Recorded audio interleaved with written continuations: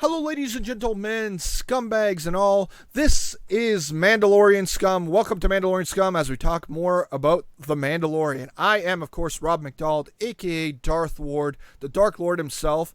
And this week, I am joined by a man that I believe is actually a Gungan underneath. Andrew Fantasia, how are you doing, sir? How do you know my secret, Rob? You're not supposed to know. I guess I have the Bill Burr, intuition. I think so. Bill Burr has X-ray specs the whole time. Absolutely. He sees the face. He knows what's going on. How's it going? Good to be here. Yeah, exactly. He gets under the skin of everybody, and that's where he finds his material. We nailed it. We're on to your secret, Burr. You can't hide behind your cute little F is for Family cartoon anymore. We know what's going on. Yeah, buddy. Like, honestly, you're becoming exposed here. So, aside from that, we are talking about Chapter 6 of The Mandalorian. Andrew, I had you on for Chapter 5. You said that, you thought, the plot was, you're waiting for the plot to catch up. Yes. This one, I don't know if the plot really caught up a little bit, but we got a whole lot more of stuff. And so, in general, what did you think of this episode, Chapter 6? I think you summed it up pretty well right there, actually. I love that we got more stuff, because more Star Wars stuff is always good. But once again, like a guy who just bought a new stretch of land and turned it into a cemetery, I'm waiting for my plot to show up. Oh. And I don't have a plot. And I'm just like, when are we getting to this? We got 2 episodes left. We're down to the wire. I like this... I like what they're giving us in terms of Star Wars stuff. But I'm not a fan so far of how they're telling this story, because right now, if you were to ask me what's the story of The Mandalorian, I'm not sure I could answer you. I'm not sure I could give you a clear answer. And I like to withhold my judgment for things until they're over. Like with the trilogy that's going on right now, where people are like, well, Rey sucks, because it's like, well, can we wait till we see the trilogy and then make that decision? And I feel the same way here. I'm not going to start harping on stuff until the season is over and I can look at it and be like, okay, from start to finish, did I get something coherent or not? And right now, it's not, but there's 2 left. I'm going to give it that benefit of the doubt. Yeah, I don't feel as strongly as you do. I mean, I think it's just that, maybe the story itself is just a little thin, right? Mm-hmm. Like, maybe it's just literally supposed to be about him having this thing that everybody seems to want and him just, surviving with this thing, right? Like, I almost wonder, with the lack of story, in that regard, I almost wonder if this story with the Baby Yoda, with the child, is going to carry on to season 2 almost. Or if, just out of nowhere, Chapter 7 and Chapter 8 will just be big plot focused, and give you explanations and start giving you the client will be back and Dr. Pershing will be back suddenly in the next episode. I don't know. As of right now, I'm liking for the most part what they're giving me. It's just that it's a lot more of a procedural than it is like a serialized show. That's one thing for sure. 100%. It's every episode of The Mandalorian has been an amazing Western, but it hasn't, as a whole, been an amazing Star Wars epic. At least not yet. And I hope Chapter 7, ends on a mighty big cliffhanger. I hope whatever happens in 7 really carries on into 8. I'm going to call it right now. Chapter 7 is going to end with somebody taking the baby. Oh, and is it going to be the mystery person from Chapter 5? Is it going to be... I don't know, Giancarlo Esposito? Maybe he's finally going to show up in Chapter 7. Yeah, maybe he'll finally show up on set and start working, huh? Giancarlo, where you been? Yeah, I'm gonna call that. By the time credits roll on Chapter 7, somebody else is holding that baby. Wow, okay. Yeah. Oh, yeah, we had Toro, I guess, that briefly held the baby last episode, but that was about it. Yeah. So aside from that, let's get into this episode itself, because I think one of the really cool things, and we'll get into it, was that this episode really focused on the prowess of the Mandalorian, I think. It's like one of the things I really liked about episode 2 and some of the other stuff was that, the Mandalorian wasn't perfect, right? Like he could be beaten by, rhino. I forgot what the name. Mudhorn, right? The Mudhorn. He got defeated by the Mudhorn. He climbed Olympus, which was that Jawa sandcrawler, and he got to the top and he got taken out by those Jawas. This one really showed you how formidable of an opponent the Mandalorian could be, and that's one thing that I really liked. So let's get into the plot of itself. Right away, we came to this the Razor Crest in the docking bay of this space station, which was being run by Mark Boone Jenner, I believe. That's the actor's name, and the character's name is. Hang on one moment as I pull it up. His name is, I think, Fan or Dan or something. Ranzar Malk was. His name. There we go. Yeah, so I guess he's got this little, like, his own little tiny guild, or I don't know, it's like just his little space station. Let's just continue to call it that. So he winds up on this thing, and right away you start getting these ragtag group about, this mission that they want to do, and they're putting together this, group of bounty hunters. What'd you think about this scene in which he arrives there, starts interacting with Ran, and then starts being introduced to some of these characters that he's known before, others that he hasn't? What did you think about the scene? I think everybody, like most of these characters, were really well cast. Mark Boone Jr., if you are ever making anything, here's a tip for you out there. If you're watching, you're a filmmaker. If you're making anything and you want it to be gritty or dirty or both, you hire Mark Boone Jr. because they did that with Batman Begins. They hired him as a crooked cop. In Sons of Anarchy, they hired him as one of the main bikers in Sons of Anarchy. Basically, you want gritty, you hire Mark Boone Jr. And I remember when I was reading the cast list of Mandalorian before it even came out, and I saw him there, I was like, that makes perfect sense. But of course, if Mark Boone Jr. was not in this show, it would stand out. I'd be like, wait, something's missing.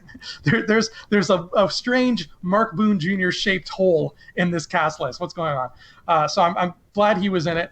Also, perfect casting of my boy Clancy Brown as Berg, as the big Deveronian guy Berg. Again, if you want a character who's physically big with a scary deep voice, you hire Clancy Brown. My friend texted me a few hours ago, and he was like, Bill Burr is the greatest Star Wars character ever. And I was like, yeah, maybe he might be the greatest Star Wars character ever. But you know who has the greatest agent ever? Clancy Brown. Because name two things that guy is not in. Clancy Brown is in everything. And you know what? I'm not complaining because he's great. And then Natalia Tena rounds it out for me in terms of casting. She played the Twi'lek. She is so good at playing these like sexy but dangerous sort of like wild characters. She was one of the wildlings from Game of Thrones, and she was Tonks in Harry Potter. And both times she had this really cool playfulness, but like dangerousness that she brought to the role. So all these people were so well cast, and I really liked that. No, yeah, absolutely, and including that, like we also had Zero, which was the droid, played by Richard Ayoade, or I don't know how to exactly pronounce that name, but he's like a very well-known like British actor. He's done like some Hollywood stuff, but it's like he's very well thought of with this good comedic edge to him as well. And I thought that he was really interesting as a droid as well. And yeah, I really like Natalia Tena, who played Xian. Or Xian, or however they pronounced it there. But yeah, I really liked her as well, and it helped because I was worried that as soon as she showed up, I'm like, was this gonna be Amy Sedaris all over again? I started worrying just for a second about that, but no. Luckily, it didn't work out that way, and yeah, I wound up liking her character quite a bit. Yeah, of course, we had Bill Burr, who we already talked about earlier, playing Mayfield, who was the general of this little ragtag group. Like this whole like forming of the team reminded me a lot of I can't remember the exact episode that it was, but the Clone Wars episode in which Asajj Ventress, when she first starts becoming a bounty hunter, and she has that whole train episode with her, I think Bosk was a part of it as well. And was Boba Fett a part of that little train heist thing too? He was. It's spooky, man, because I'm going through Clone Wars right now, like all of it, and that's literally where I am. That's the last episode I watched. Yeah, it's called Bounty, I believe. And yeah, she goes on this mission with Boba Fett. Dengar is there. There's this big droid whose name I don't remember, and I think there's this lady. She's pink or something. But yeah, it felt very much like one of those those episodes. Those It is a episodes, very Clone Wars-y kind of episode. Clone Wars did this kind of thing a lot. Right. No, absolutely. So this team got together, and then they get onto the Razor Crest. And this whole time I'm wondering, like, as I'm watching this episode, I'm like, okay, they got on the Razor Crest, they're there. Like, where's the child? Where's Baby Yoda? And then, then you got the reveal as they were, talking it out, amongst each other, and the door opens and there's Baby Yoda sitting there. And, it was an interesting scene because, they were talking about how, like, apparently Jian got with the Mando at some point, and they thought that this might be their child. So that was a weird moment to just think that way. I guess the species of Yoda is just not very well, like, known in general. Right, and we know now with hindsight that when Hera slept with Kanan, their baby looks pretty human. So I feel like when you got crossbreeding going on, it's a mixed bag. Like, you never know what's going to come out. Yeah, I guess so. That baby could look like anything. No, yeah, and genetics, like, naturally here. Like, sometimes you get it where it takes more off the mother as opposed to the father, and that's how, like, red hair and stuff like that applies. And when you do have mixed race babies, sometimes the baby looks more like the father as opposed to the daughter, the wife and whatnot, right? The mother.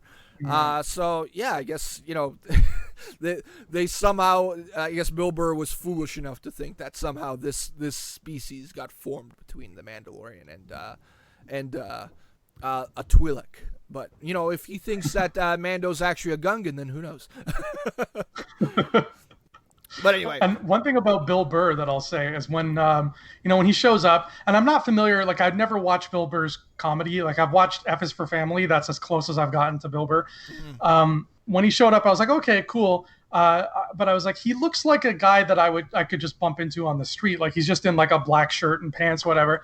And I was like, oh, his design is kind of bland until that robot arm comes out of his back, and then I'm like, okay. He's an action figure now. I like this. I'm on board now. Yeah, maybe the Black Series figure of Mayfeld will come at some point. So yeah, and if it actually opened up like that, that'd be kind of cool. I kept calling him Mayfield in my head too. Yeah, I live very close to Mayfield Secondary School. That was like our high school's rival. We went to St. Thomas Aquinas, and Mayfield was like our rival. We would kick their ass in football, but they would kick our ass in like hockey and other things. So you, similar to how Mando had a rivalry with Mayfeld in this one, you had a rivalry with Mayfield yourself. Exactly. Our high school was the Mandalorian of high schools. Yeah. Exactly. Anyway, so we got it arriving on to the mission, and it wind up going to this New Republic prison ship. Is that what they pretty much called it? I suppose. Mm-hmm.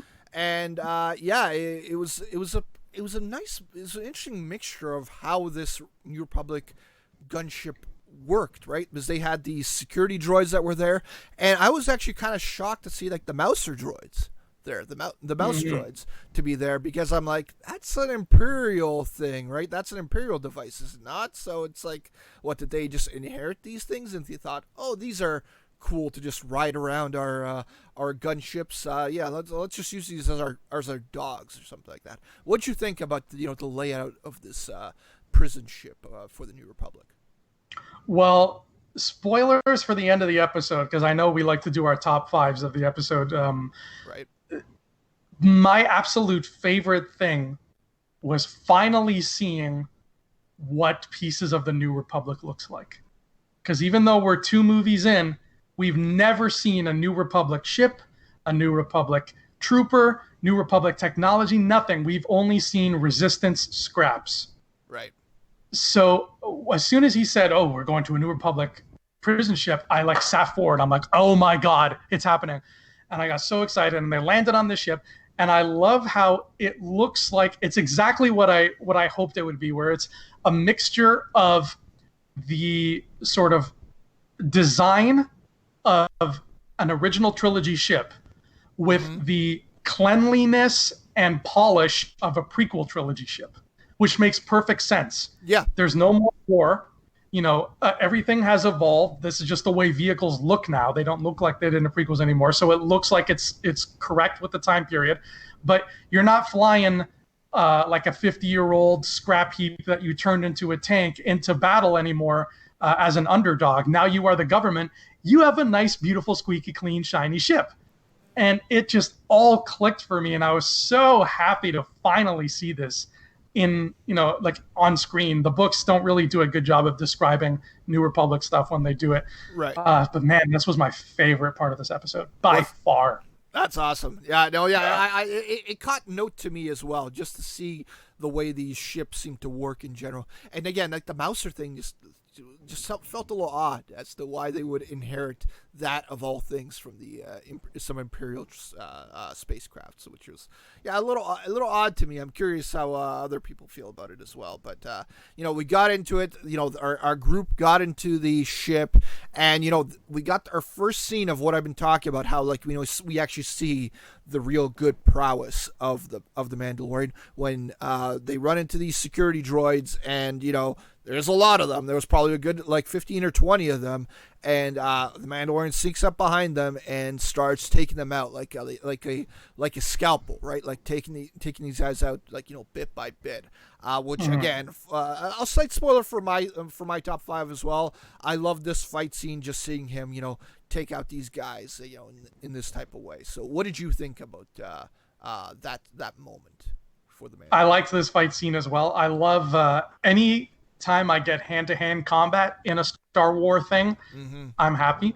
Never tell me the odds, Rob. What do you think the odds are that he was using Terras Kasi on these droids? He was using like the fighting technique? Yeah. You mean? I don't know. I mean, was Terras Kasi? It's only been discussed in the books, right? Solo was our only canon mention of it. Oh, right.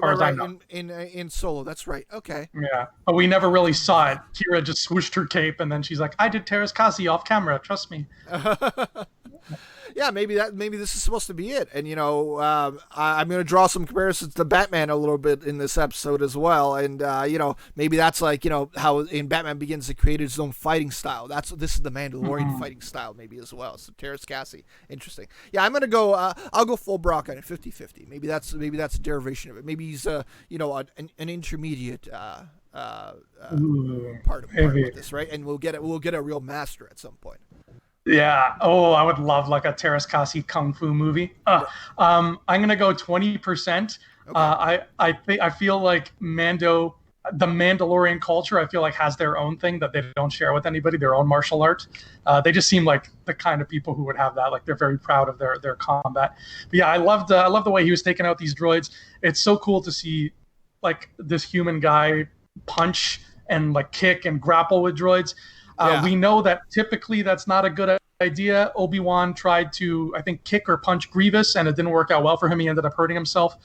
But I think the Beskar armor makes it a little easier. I think that's what gives him that edge. Otherwise, if he was not wearing Beskar, I don't think he would have been able to be on droids. And these droids look tough because they were getting shot with blasters and they were still standing. Yeah. They were taking hits. So yeah, this is not like a little piddly protocol droid or something that's going to be taken out with one hit.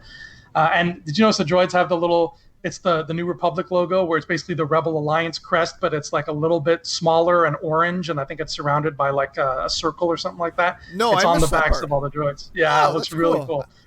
I'm sure there's a lot of really cool details that you could stop and just see the way the ship looks in this episode that could hint at a bunch of things. But anyway, we had this fight scene, and again, you got this group, and they didn't really help out Mando. They kind of want to see what he had for himself, so they have to, because you can tell from this episode. I mean, spoiler alert for what comes later. They seemingly had this plan to leave him here this whole time, or leave him for dead, pretty much. That's what it seemed like as well. So it's like they were scouting him, right? That was their scouting report to see how Mando is, and if they have to fight him, what they have to do. But Mando clearly kept a few aces up his sleeve because it came to something later. But regardless, let's keep going through this episode because we got to finally the jail cells. I actually, before that, I forgot to mention this part, but they get to where the actual command portion is of it, and we got the first of a few cameos. Matt Lanter, who voices Anakin Skywalker, playing Tarvin, I believe the character's name is. Davin. Davin, that's what it is. Yeah, you're right. And, finally Matt Lanter. Is this his first time? He hasn't been a live action character or anything else, right? He was in the No, I don't think so. definitely. No. If he was, then it's definitely not didn't have a speaking role. Maybe he was in the background of like Solo or something like that. But either way, Maybe, yeah. yeah. What'd you think about this scene in which they kind of have this stalemate with Davin and Matt Lanter making his little live action debut in a Star Wars movie or Star Wars TV show? It was a great little Mexican standoff they had going on there. Right. And again, keeping with the whole New Republic thing, like we see a New Republic security trooper there, and he's kind of got shades of Rebel Alliance, but also kind of shades of prequel because he's dressed in this very crisp, beautiful blue uniform. This guy does not look like he's dressed for dirty, grimy war. He is dressed in a much more vibrant prequel era kind of thing. It's such a perfect mix of the design. Whoever designed the New Republic stuff, I want to give them a hug. Yeah, I just want to hug them. Don't we all want those shoes that he was wearing now after this episode? Yeah, especially the way shoes. Bill Burr, I can picture Bill Burr doing a commercial now, a Star Wars commercial for those shoes, right? The fact that considering he called them out as well, and it matches your belt, man. Exactly. And like speaking of how he's mentioned the Mouser droids, and you talk about this design of this guy's costume, the helmet that he was wearing was like very almost Imperial-esque as well, right? Like almost something that several Imperial officers would almost wear. Especially those the helmet guys that the helmets that they wear that fire the actual Death Star. The gunners. Similar to that. Strange, like hybrid of the Death Star gunner and a Rebel trooper. They found that sweet spot there. Oh, exactly. It's kind of like the New Republic's like maybe the Empire had some good things, and there's somebody out there who's just thinking it's like we'll take this thing for the Imperial thing to incorporate our New Republic, right? Our new governing force of the galaxy. Yeah, absolutely. Yeah. But anyway, going straight into us now, I talked about the when we were going into the jail cells, and you know what, we actually get our next look of one of Jon Favreau's characters, an Ardenian prisoner, was there just in one of the cells a little bit, and I thought that was a kind of a cool call in and callback. And then we get to the actual character that they're breaking out, which is Quinn, who is, I believe, Jian's brother, right? They were siblings, and this is when they turn on the Mandalorian and lock him in there. And of course, then the Mando has to break out of this little thing, and we see the way that he does it, which is fairly, resourceful and fairly well done. What'd you think of those moments? And the that Twi'lek brother, he's a big meanie. He turned out to be a real jerk. So I'm glad that he got not to jump ahead, but I'm glad he got taken in, right. And he met a grisly fate. What's cool about the way the Mandalorian break out, again, not to keep going back to this, but they use the New Republic aesthetic in a really creative way, where he shoots the guy through the window to get the droid's arm, and that's whoever designed those doors is like, okay, again, perfect thinking. If this was an Imperial ship, if this was the bad guys, the prisoners would never have bars big enough to look through. It would be a much more hellish, solitary confinement kind of prison. Right. But the New Republic doors, it actually looks kind of cozy. Like you can just kind of pop your head through there and be like, hey, what's up? Like that Ardenian you mentioned, like he was right there, poking his head through. There's lights coming in from the hallway. Again, this is what the good guys prison ship looks like. That's a very New Republic kind of design, and it works to benefit the story too. It was all just clicking.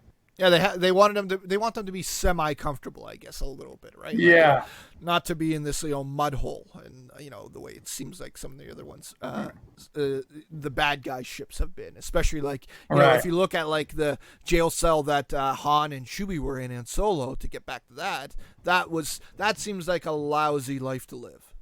To be exactly, and look no further than look how much energy Quill the Twi'lek had when they busted him out. He was like. He's ready to go. He's like, sister, come on, let's go.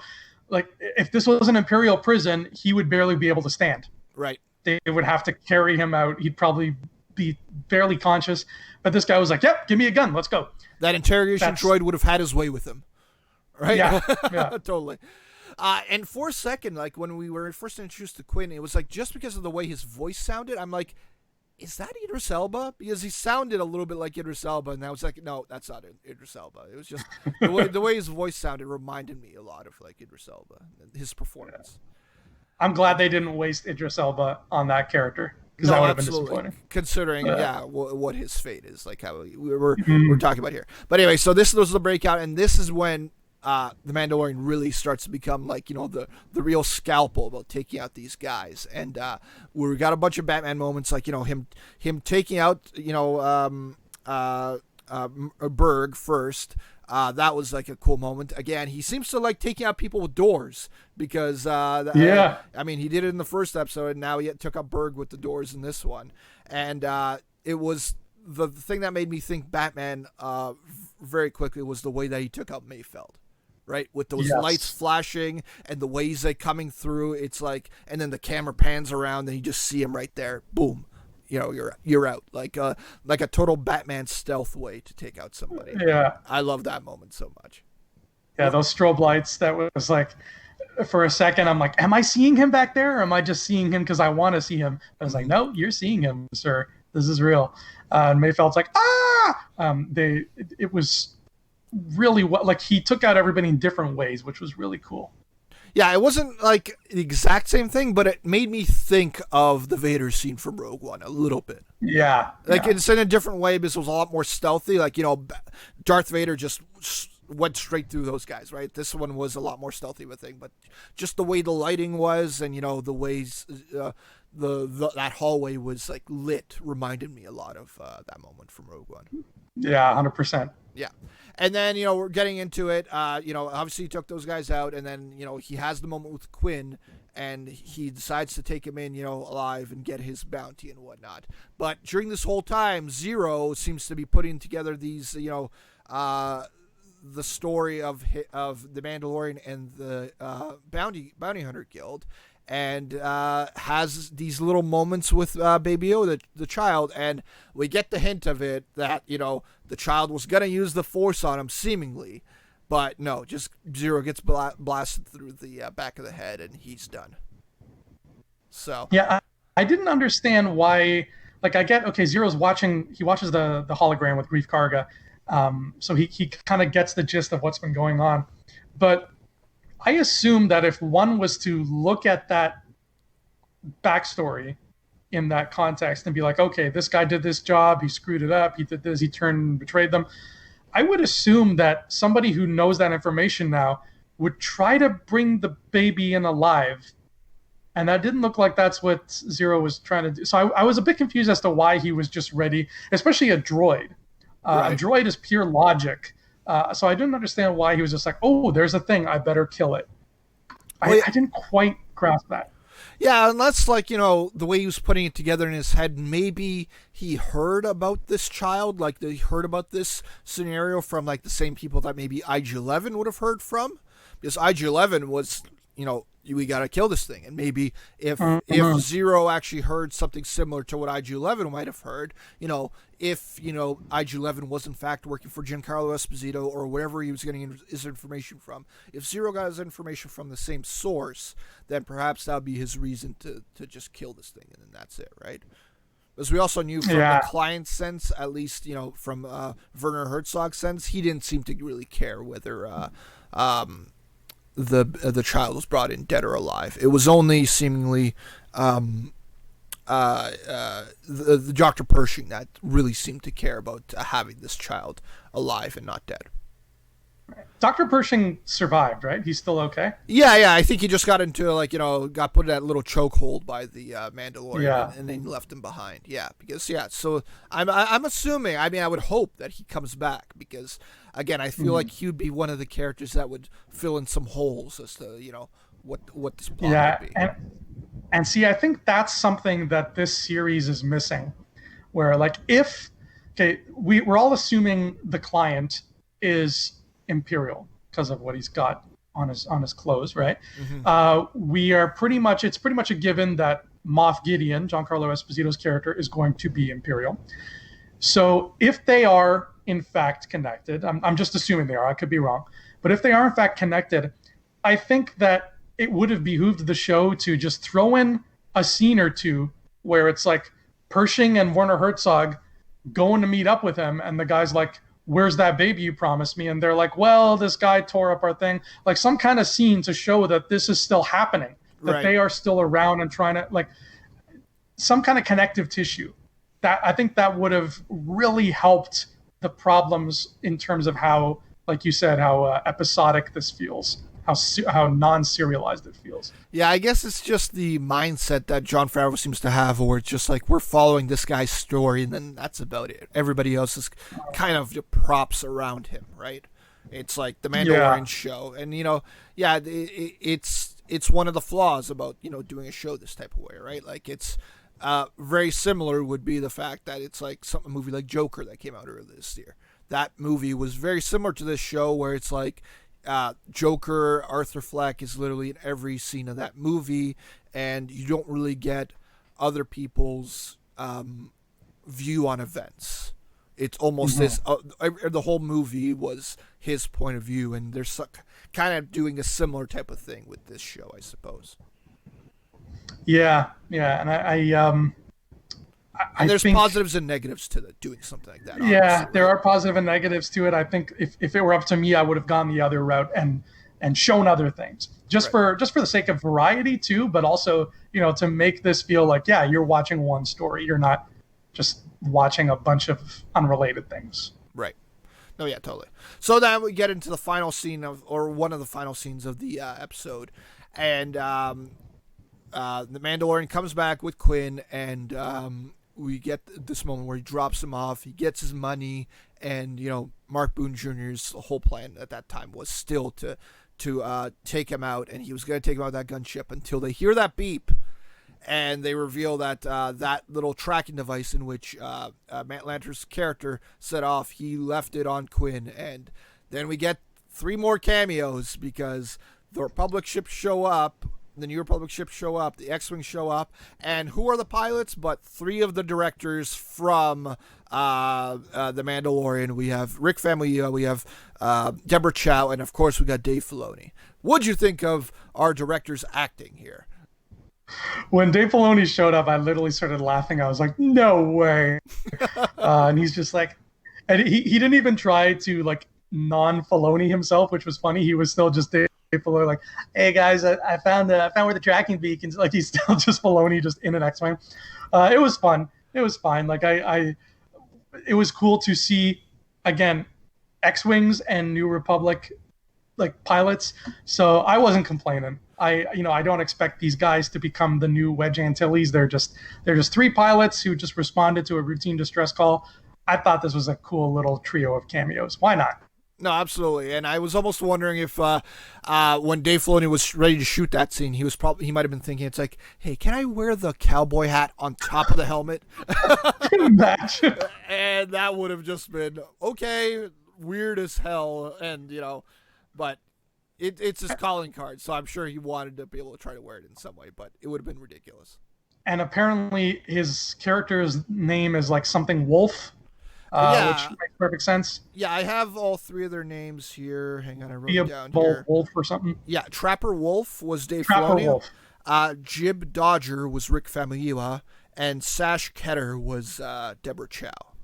Deborah Chow, cool. She's from Toronto, right? Or from Canada at least, Deborah Chow? Yeah, you might be right. Yeah, I'm not sure. Yeah, but yeah, you might be right there. Represent Deborah. Yeah, absolutely. You're doing an awesome job. Keep it up. Absolutely. I can't wait because she'll be directing the next episode as well. So I hope that that's the one where, Moff Gideon gets to show up and we get something a little bit more, because I feel like her episodes have kind of been the most, her episode, she's only on 1. She probably was a part of the most plot heavy episode of the series so far.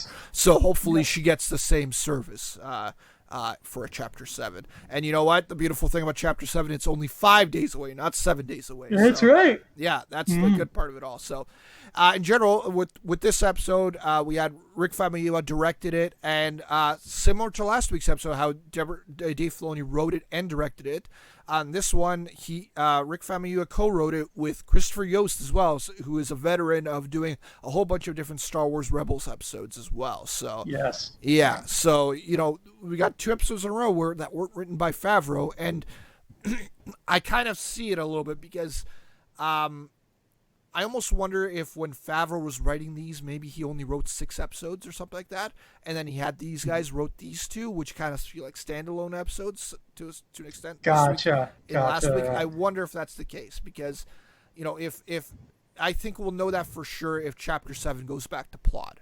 Because the way he's kind of been doing it is like, the first episode was semi-plot heavy, right? Like, it was the setup to it all and this whole, big mission that he had to go on, which proved to be pivotal for the entire season. And then he had the second episode, which was a lot less plot heavy, right? Just focusing on the Mandalorian and the child. Third one, which is another plot heavy episode in which he has to take the child out. And then the fourth episode where we get to meet Gina Carano's character, Cara Dune, right? So, to think that if he was laying it out, then he would probably go to another plot-heavy episode next. So it's just the fact that, we got these 2 episodes put in between that, were written by Famuyiwa and Filoni.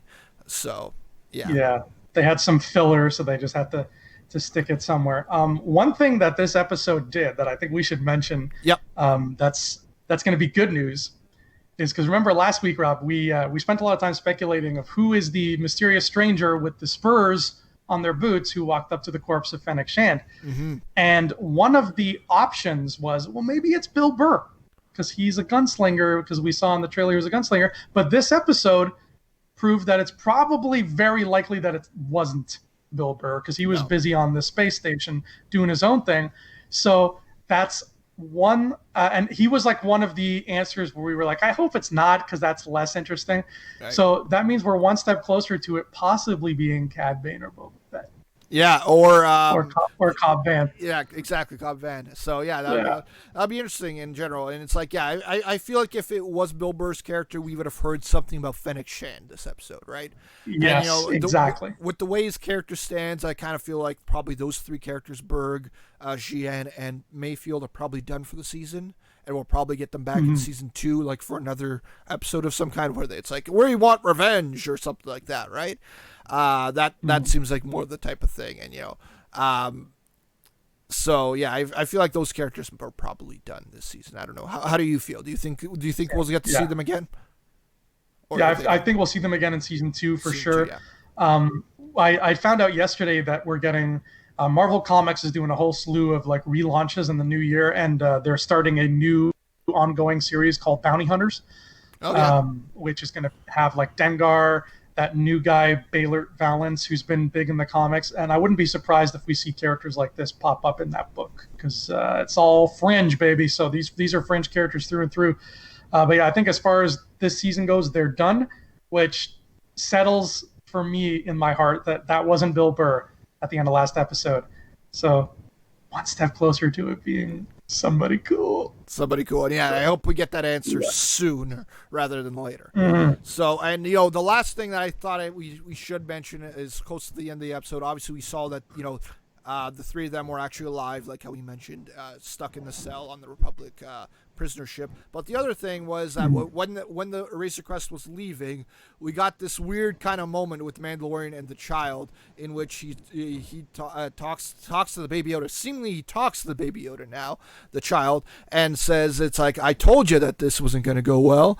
Kind of like, does he actually have conversations with the child, like off screen, that we don't know? Does the child go, it's like, "Hey, let's dock over there"? It's like, I don't know if that's a good idea, child. That tells me a lot about Mando. He's he's a lonely guy. He's up there alone. Right. The opportunity to talk to somebody, he's going to take it. I think that's very sweet. Absolutely. So you know what? We talked about the episode now. I mean, I very much liked it. To me, this episode, regardless of the fact that it's not as plot heavy, this might be my second favorite episode of the series so far, though, because I really liked the focus on the Mandalorian and how there was a lot of really cool moments within this episode.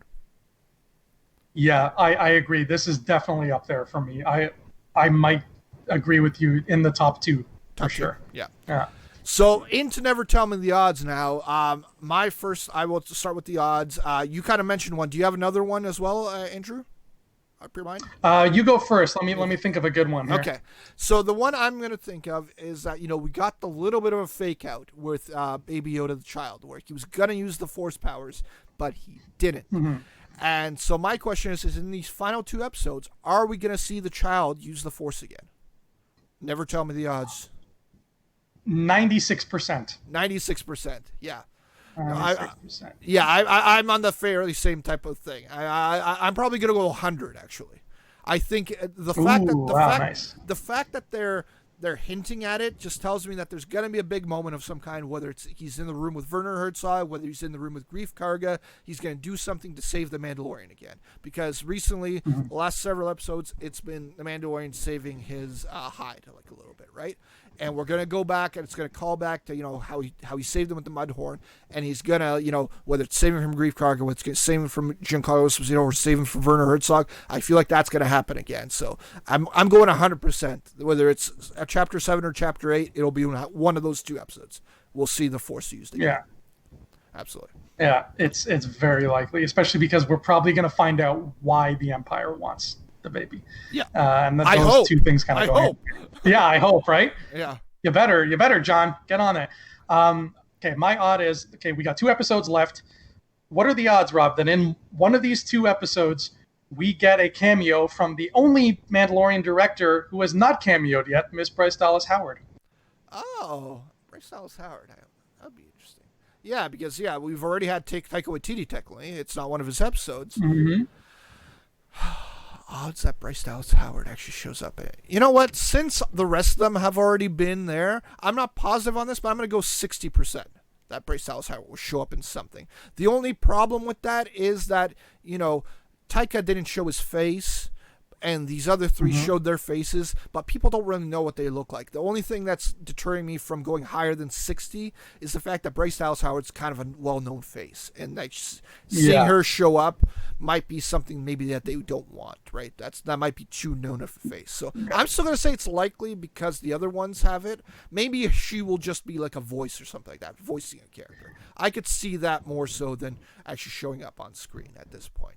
But still, for her to show up and play a character in the episode, I will stay still. It's over 50%. I'm going to say 60. Yeah, I'm going to go 77. I think it's likely, but I think you're right. She's probably going to be something like, somebody types something in a computer and you hear a voice say, like, opening airlock, and it's her. Like, it's very easy to have it. Maybe that's already happened for all we know, and we just haven't read about it or heard about it yet. But I'm going to go 77. If she hasn't done it already, 77% chance she'll do it in these 2. Yeah, I don't think I ever saw her in any of the credits list, so I don't think she's been in anything yet. Yeah. But, maybe it's possible. Maybe she had an uncredited role of some kind that wouldn't be in the credits. But regardless, so that was Never Tell Me the Odds, and let's go into the top 5 scenes or moments of the episode. Andrew, start off with your number 5. Go for it, buddy. My number 5 is crushing Berg with the doors. It was a really cool little twist because that door kill in episode 1 was so great. It was, they tipped that card in the trailer, but that's okay. It was still cool to see. This was a variation on it, and it was even more grisly. And I love the cutting of it. The only reason I have it low on the list is because Berg survived. And I didn't expect that. I was like, when I saw him in the cell and it's just his horns are like cut off, I'm like, yeah, he's holding his head, ice pack. Yeah.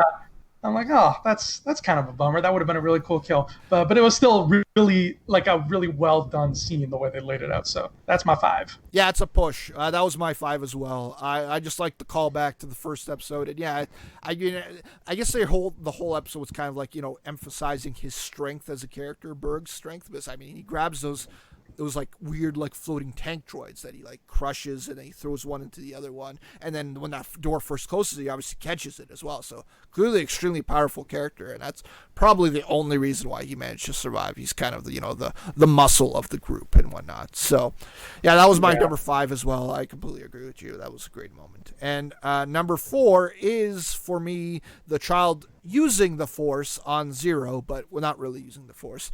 The child obviously didn't get too many big moments in this episode, but I say that's probably one of the bigger ones that was in it, because we were literally about to see possibly, what was he going to do? Split Zero in half, or was he just going to lift him up and, have him dangle in the air a little bit like he did with the Mudhorn? I don't know.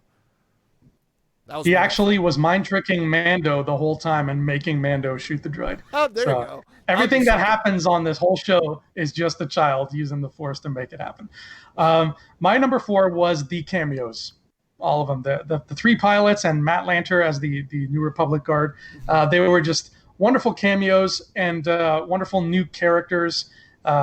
Star Wars is, it's nothing if not very gracious to its background characters. Its background characters get a lot of love. Mm-hmm. So I'm happy to add these 4 background characters to the never-ending sea of Porkinses and Crix Madines and all the other folks who don't quite make it to the front of things.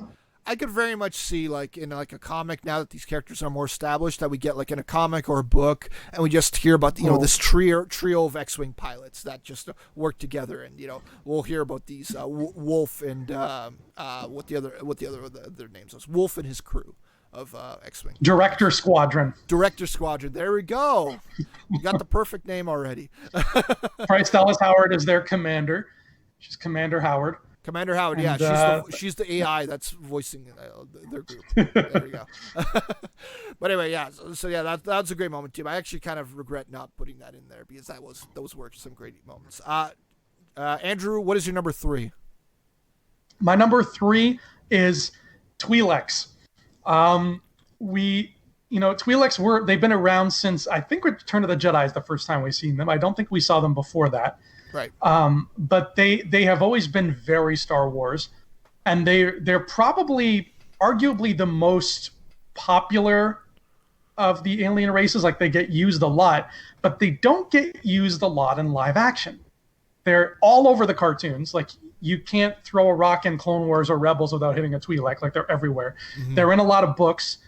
They were in video games a lot back in the Legends days, but we haven't seen one live action with a speaking role since Return of the Jedi. So it's really cool that they're not only, and it's not even just like Ula the dancing girl where she's just, there and she's like, and like, that's it. This is like a Twi'lek who is saying stuff in English. They have lines, they have character motivations and everything. I'm so happy to finally see Twi'leks. This is great. We should be celebrating this. This is really, really cool. Oh yeah, and like out of like the people that the Mandalorian faced, like maybe she might have been the most formidable one, because it's like Berg threw him around a little bit and stuff like that, but it was literally a case of when she threw those knives at the Mandalorian, like if he wasn't wearing that armor, he'd probably be dead, right? Like she was a sniper with those things, and I'm kind of curious to hear what those weapons are exactly. I'm curious to kind of just Wikipedia after we're done and find out what they are. And you know what? I can't wait for that visual dictionary, brother. Yeah, they better make one. No, totally. With the whispering birds and with those little knives and all that stuff, here seeing all the different weapons, and especially the Mandalorian's blaster rifle as well, because that thing's pretty awesome as well. But also calling back to something, because I kind of made me thinking, like the fact that she's a Twi'lek and she has a history with the Mandalorian. Did they get together at some point? Remember in Chapter 3, Grief Karga had that line to Mandalorian. It's like, oh, maybe you got to go to the Twi'lek healing baths, right? Are those baths where he met Xi'an, or does he have a thing for Twi'leks in general? Maybe that's the only reason why he turned down the lady from Chapter 4. But if she was a Twi'lek, he'd be all over that, I'm sure. Maybe. Twi'leks are good-looking people. The guys and the gals. Every time we've seen a Twi'lek, maybe Bib Fortuna notwithstanding, because he's kind of a creep. He doesn't get invited to a lot of parties. Right. But yeah, the Twi'leks are hot stuff. If Star Wars needs a sexy person, they usually make it a Twi'lek. That's just where they go. Absolutely. So. Except for is Ayla Secura the Jedi who gets shot in the back in poor Revenge of the Sith? She's a Twi'lek. Yeah, she is a Twi'lek as well. Yeah. But regardless, that was your 3, right? Yes. You're 3. Okay, so my number 3 is the moment that we talked about earlier. Mando taking out those security droids. I love that action moment, and again, like, establishing more Mando's prowess as a fighter, and that was really cool. We talked about it a lot, so yeah. So I'll go into my number 2 then, and my number 2. The only reason because it was a shorter moment was when Mando pulled the Batman on Mayfield. That was a really cool like visual and stuff like that. And again, just made me think of Rogue One quite a bit. So my number 2, him taking out Mayfeld. What's your number 2, Andrew? My number 2 is we talked about how much this episode feels like episodes of Clone Wars and Rebels. It really does. There's a lot of episodes of those shows that feel like this. However, this still managed, even though we've seen this story in Star Wars many times before, this still managed to have start to finish incredible tension. So my number 2 is the tension of the whole story, because the whole moment from start to finish, I was worried for Mando, for the baby, and for the Razor Crest, because these guys basically they more or less hijacked his ship. Yeah. They're like, yeah, okay, cool. We're taking your ship now. The droid's going to drive. You don't need to drive. You just sit back and join the others. Like, they weaseled in on his life. They're surrounding him when they're all sitting down there in the bottom of the Razor Crest, and they're talking. And like, I'm just like, ooh, like these guys are all crazy. And you see like Sheena or whatever her name is, she's playing with her knife, and she's like, like, I'm like, okay, this lady is nuts. She reminded me of the old like meth head lady from Breaking Bad, where she's like, they had that same kind of thing to the and Baby Yoda's around somewhere, so you're like, oh God, please, for the love of Jesus, do not let them see the kid. Like, there was so much tension, and it never let up, even when they get to the prison ship and they have that standoff with Davin, the poor security guard, R.I.P. Like, it never stopped, not for a second, up to when Zero's pointing the gun at him. So they really they found a way to make me worried the whole time. And that's not an easy thing. Sounds simple, but it's not an easy thing. No, yeah, it's a great thing, because it was like, that was the tension thing is one of the things I was bothered by a little bit in Chapter 4, because the fact that in Chapter 4 ends with that whole attack with the ATST, and seemingly with very little casualties, seemed a little bit, off about, how gritty they were trying to make it look, but they didn't really establish the death toll, which they probably should have established a little bit more. Which this one definitely did. I mean, whether they were droids that were going out, or several characters within it, but. Great point, absolutely. So what is your number 1, Andrew? My number 1, like I said, New Republic stuff. All the New Republic stuff. The ship, the design, the droids, the X-Wings, it was exactly what I wanted.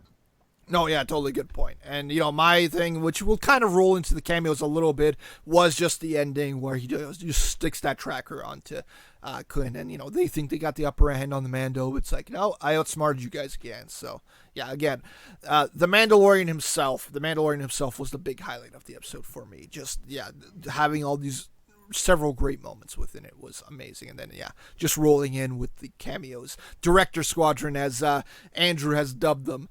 They're rolling in and just taking them all out. So that was really awesome. So those were our top 5s, and thank you guys for watching. What did you think of Chapter 6? I mean, I know a lot of people did not like Chapter 5, at least not as much as we seem to, or we liked several moments of it. And I wonder if you guys are like this episode a whole lot more in general. I want to hear your reaction, so comment below. And aside from that, the Patreon at Rebel Scum Podcast. We got a lot of shows going on, including, Andrew, I hear some rumors that Cloning Around is coming back with another episode this weekend. It is coming back with another episode this weekend. Cloning Around is where we started. We had our first one. We got our second episode coming out. And this guy, Rob McDonald, is going to be on it. Me? Spoilers. Wow. Yes. Actually, not you. We cloned you, and your clone is going to be on the show. Oh, okay. He's exactly like you in every way, but he's 1/8 your size. He's mini me. He's like this big. So he fits in my pocket. It fits in your pocket. Oh, even better. So we won't even need to do this through Skype. My clone will be there. Mini Rob will be there. But anyway, aside from Clothing Around, we got a whole lot of great shows on there. Check it all out. Just go to the Patreon page at Rebel Scum Podcast. Search it out over there. And you know what? If you don't want to become a Patreon, we still appreciate you guys, watching our stuff, liking and, commenting and, just enjoying the Rebel Scum content. That's the best part. And you know what? We're still counting it down. Only 6 days away for The Rise of Skywalker. There's a lot of content to be upheld, especially with this clip that got posted yesterday. Did you see the clip? Nope, I'm staying away. Every TV spot I have stayed away from. I saw the Monday Night Football trailer, and that's where I stopped. Right. No, that's fair. I probably should have stayed away, but I actually watched the clip, and I really loved it myself. It's kind of like the way it is. It's like a clip, and it rolls into another TV spot as well, which is I've recommended to James to just watch the TV spot, but he's not going to watch that. If you were to just go watch the last 20 seconds of it, you'd see the TV spot, and let me just tell you, Andrew, you might hear some familiar music from different Star Wars stuff in this TV spot. So that was... Ooh, the Ewok theme. Finally. It's about time, Absolutely. JJ. Anyway, this was our episode, Chapter 6. I mean, yeah, I hope the Ewok theme's in as well. I hope the Ewoks are in it. I mean, if we're going to Endor, we got to see the Ewoks. So, I mean, I don't know if we will, but it'll be amazing if we do. If Jon Favreau was directing this episode 9, Rise of Skywalker, I think we would have seen the Ewoks, because he just seems to love throwing references to all Star Wars content in The Mandalorian. That's one of the things I seem to love all the time. Whether it's referencing Gungans or seeing a Loth cat or getting in the jail cell. I forgot the race now again. of the Ardenian. Ardenian. There we go. Thank you. Yeah. Anyway, thank you guys for watching. I am Rob McDonald at Robert E. McDonald. Andrew, where can everybody find you? You can find me on the Andrew Fantasia YouTube channel, and you can find me on Rebel Scum doing all sorts of things. And we have our second episode of Infinity Rewatch, our Marvel podcast, coming out on the Rebel Scum podcast channel, where we talk about the Incredible Hulk. Nice. He's incredible and he's a Hulk. He's two things. I find that movie very underrated a little bit. I actually enjoy it just as a standalone type of movie. It's not bad. Yes, yeah, it is. We try to rate all the movies on that show, and with Hulk, I felt like we had to rate it two ways: as an MCU movie and as just a Hulk movie, because it really walks that line more than any other film. Yeah, aside from William Hurt, I guess there's not much connective tissue with that movie in general. Yeah, pretty much. But anyway, this was Mandalorian Scum. Thank you again for watching. Comment below and let me know what you guys think. And aside from that, me and Andrew, we have spoken. Hey scumbags, thanks for watching. Don't forget to give us a thumbs up on our video. As always, please subscribe to our YouTube channel, Rebel Scum Podcast, for all the latest videos.